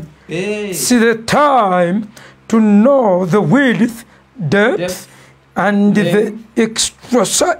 Joshua nga tebimugwako abiyiiya Joshua mugezi nnyo Joshua Serufusa Musumba kati nga bebamuvunula naye omusajja alina language bw'aba ayagala okugamba nti ogenda kwenenyeza ku kituuti agamba tugenda kulongoosa empewo kati nga language aliso ng'olwo girongoosa mu bantu bangi olwo bagenda kukonfesinga ng'olwo ogenda kalabba naye amazima gali nti teri muntu ajja kugamba ne bw'aba yali yanyiigira Musumba ne bw'aba alina kyeyamukola titamumisinze we are going to miss him naye leero saagalaga nti we are going to miss him njagalaga nti we are going to meet we shall meet him because aweereddwa akadde kawanvu ak'okulwala abasinga balwalira ennaku ntono ne bafa covid naye Mukama amuwadde period of grace n'amuwa last chance ey'okwenenya n'okutereeza ensobi zo tezibulawo mistakes nyingi zetukola wakati mu bukulembeze abantu b'okulembera basobola okwonoonesa basobola okukaayisa nga Musa bantu bamukayisa n'ayogera bubi kati yasinkananga okusoomoza bwe kutyo kungi nzijukira olunaku olumu byesigenda kwerabira yebba wa Maama Pendo abaana be basabira wa Pastor Joshua naye omwami oyo yajja mukyala we yali yasuze ku kyaki nga tusuzeewo nze Bishop Maama Pendo naye yasuzeewo mu kyaki asaba omwami n'akiwulira nti yasuze ku kyaki najja yatukeera saawa emu yatukeera saawa emu senfuma aliwa ng'afungiza tukoyo tubbira abakazi ngenda mukuba ensi abantu bakuŋŋaanyaawo nga yeekyanga Bishop n'avaayo n'ayimirira awo n'amugamba ngenda kubalula ekibaawo kibeerewo neyeekyanga kati nalina wendi ngamba Musumba bw'anaalwana ebyo yali tabitya ebyo byo yali tabitya yali tabitya naye saagala nnimba naye tatya kufa atatya kufa neddaama olikola atatya kufa n'ekifo ky'okuziikamu nga teyeekuba na kisiraani ekyo era nga komulagirira konna nti oba exercise yeekuwangazaayo ng'agikola era ng'adduka emirundi mingi otusinga ng'awonna anoonya kuwangaala abadde fiiti ebyo bingi nnyo era nze terina ayinza kunnimba buli akigamba amubadde wala wakati bassebo ne bannyabo sajja nekeekyanga ngenda mukuba oba bansibe akati nalina wendi nenyambala engatto neneetereeza kakati nze siri mulwanyi nnyo naye bwe mba neetegesa obulungi nenkuba bugerere yange ssebo manye okuba hit and run rapid mututu naye mmanya gyendaga siinayo olugendo luwanvu otyo nga ntandikirawo ntandikirawo mba nziruka ate magamaga naye emisinde manya gijja kunzigwako Dawudi aneeyimirire ku mayinja so nkati neneetegeka nga olwo neetegese ngamba nze muzeeyi nze ngenda omutaasa nze ngenda omutaasa nenvaayo neŋaa kakati mboolo kakati mbuki yabbye mukazi wange anziba kati omukazi neŋaa mukube geza omukube naye muzeeyi nga tava mu kifo tava mu kifo ali awalinga asaba nga ye teyeyanjuluza naye nga nze neetegeka nga agenda yuno mukolo omunene naye ngaoli boosi ali bwayo ng'amukubako libu ng'abuukabuuka kati kyo kyokka kyokka ng'asoomooza nga nze nayonoonye dda mpulira obusungu bunzijidde mpulira njagala kasindika era nalwadde kinefuna ne bannange ne bawalula naye nga yetanyize omulala twali tuli mu ofiisi nze ne musumba Semakula w'emukono najja mukristaayo yajja anywedde ekicupa ky'amazzi ng'avuga purimo we zaakajjira awo zaali zaakajja ng'agirina wa mutawaana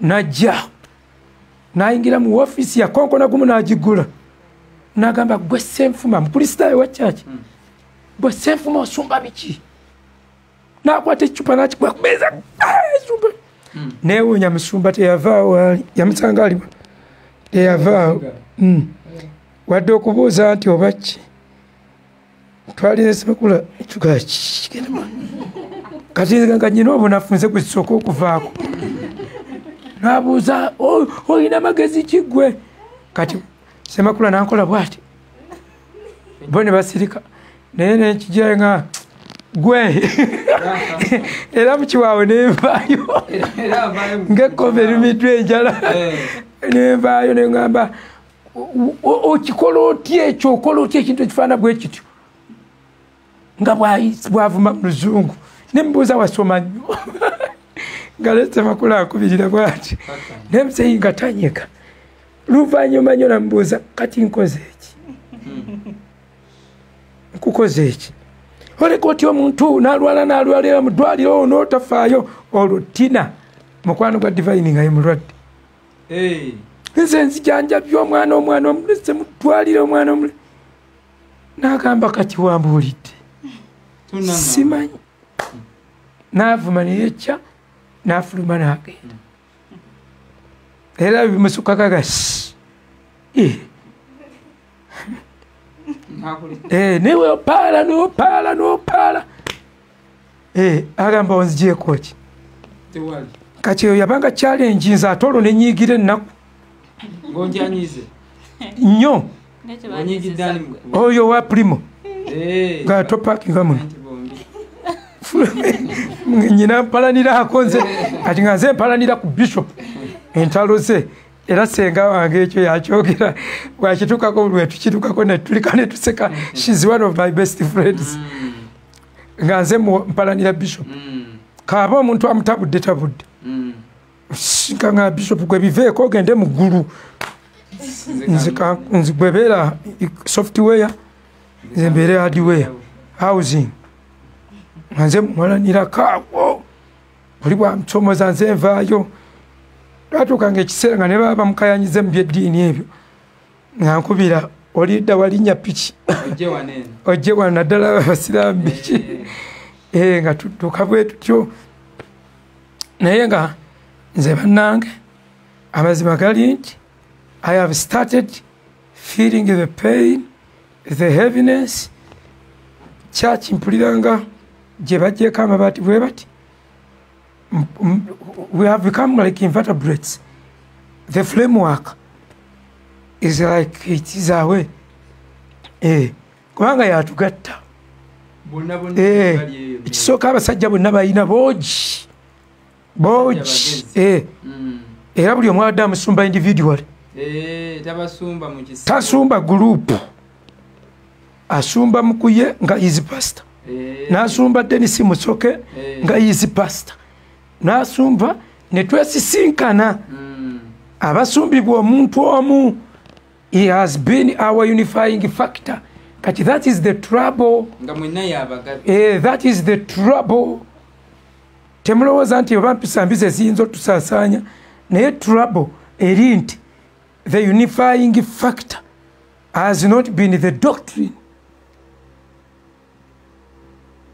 He has been the unifying factor.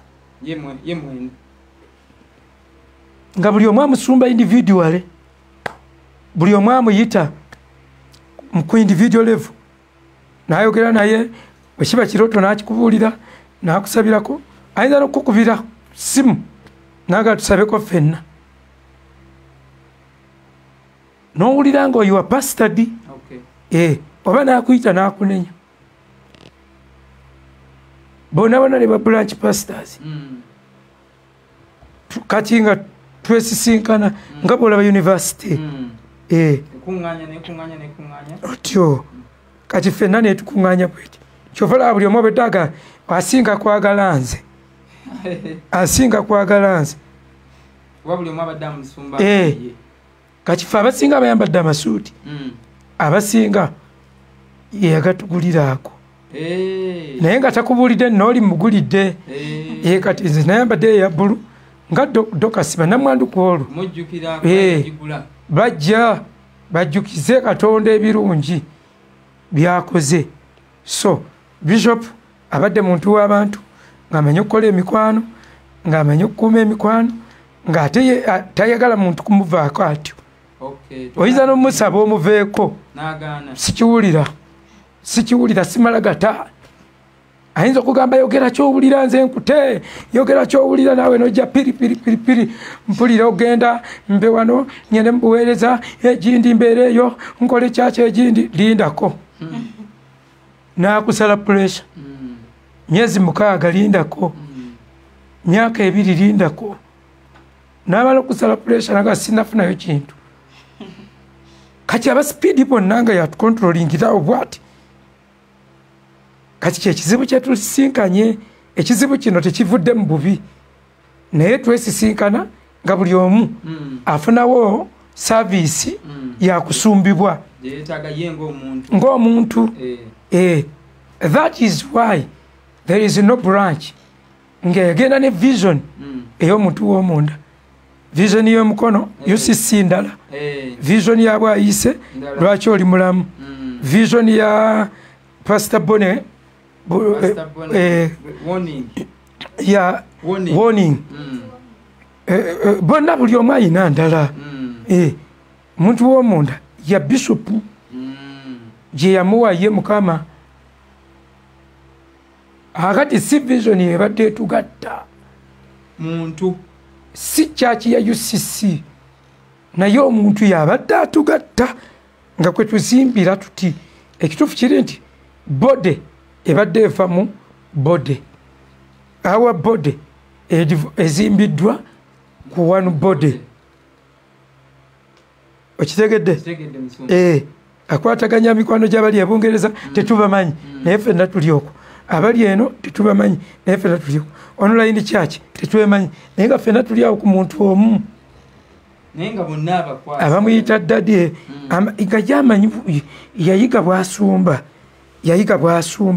era kitwavudde tugamba nti abadde alina amagezi agatoogerekeka, agatayinzika, agatatuukikako, nga weewuunya ekyo gyakijje nga gwe wakisoma mu katabo ak'ebbeeyi kewagula ssente nnyingi nga yakirina naturale.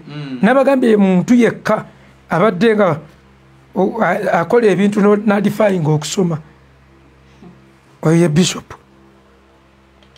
Mirundi mingi namutwalako mu bukyaki bw'ekiboga, tuli mu Bulambula emu ne tusangamu abantu nga bana, ate omu n'afuluma atema obutooke, ate n'omulala n'aleka nga amutumye kento oyita abalala. Bishop yennyini Mukuye agambye yoono ng'atijja tamulabangako.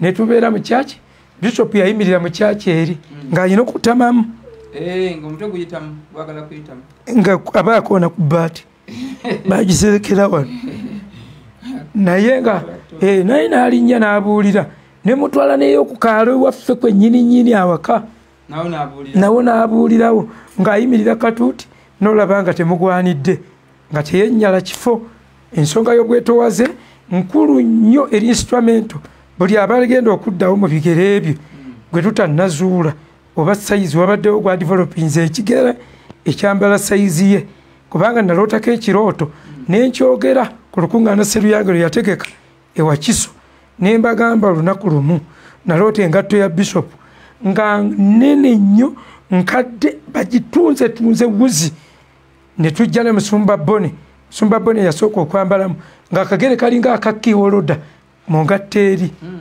kati ne mugamba nze ekyange kinene kanteekemu kanteekemu nsitulewo ekintu ekyo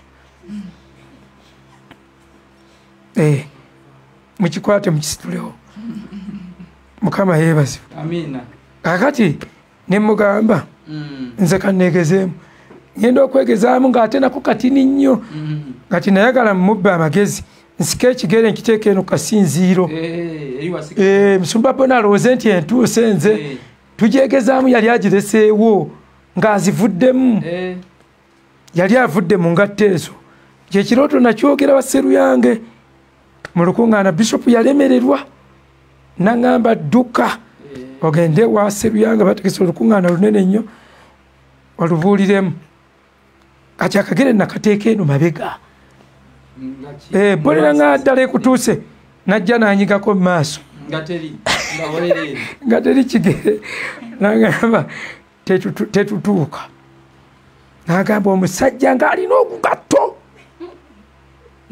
nenva mu kirooto nga tukungiriza guki gugatto waabulawo omuntu ayambala engatto eyemutuuka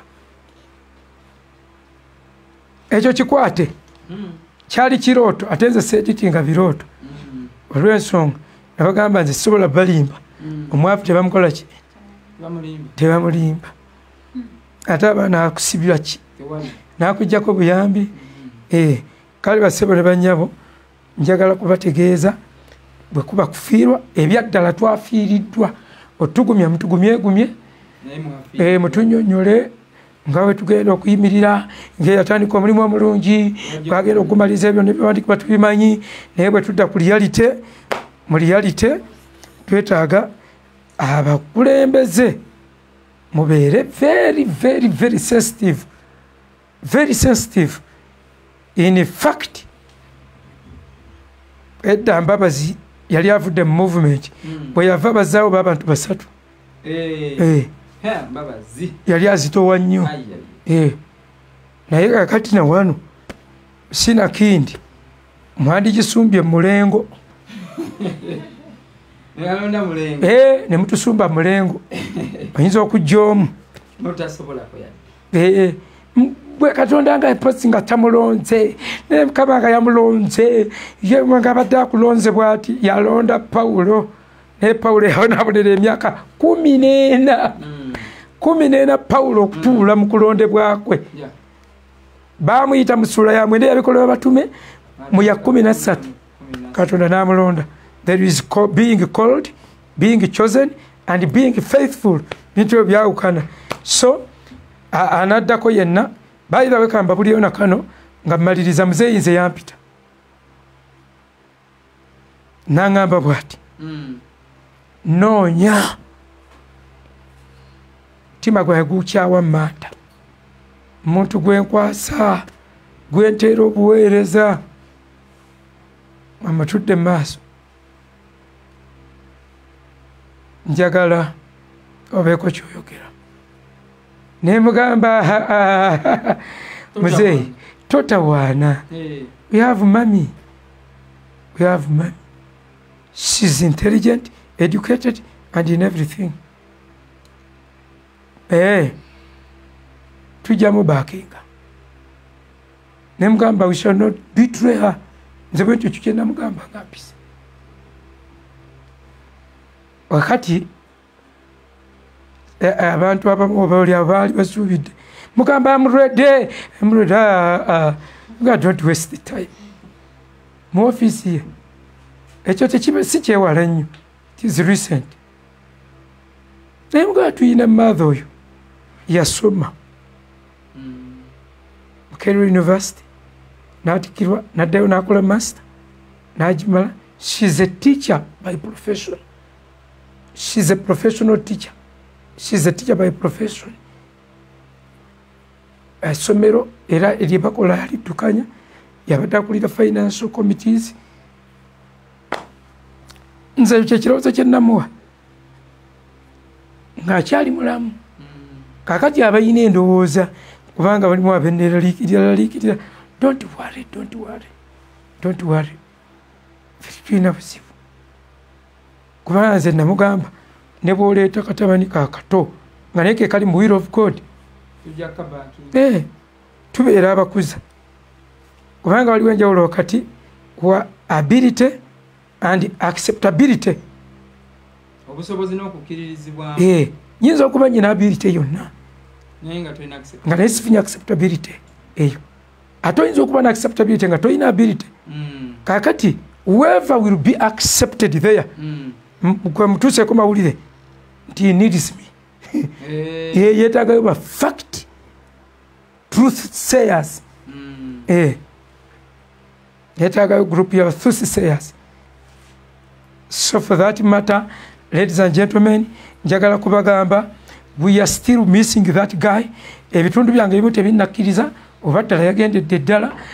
Waliwo lwentuuka okubulira waliwo lwe neebuuza naye siriyasire gayi twamulese emmanga kati olwo nga biringa okufa okwakatandika n'ogamba naye ddala olwo kakati twegamba yatututte tetwetegese yandi tugambye noonya akusumba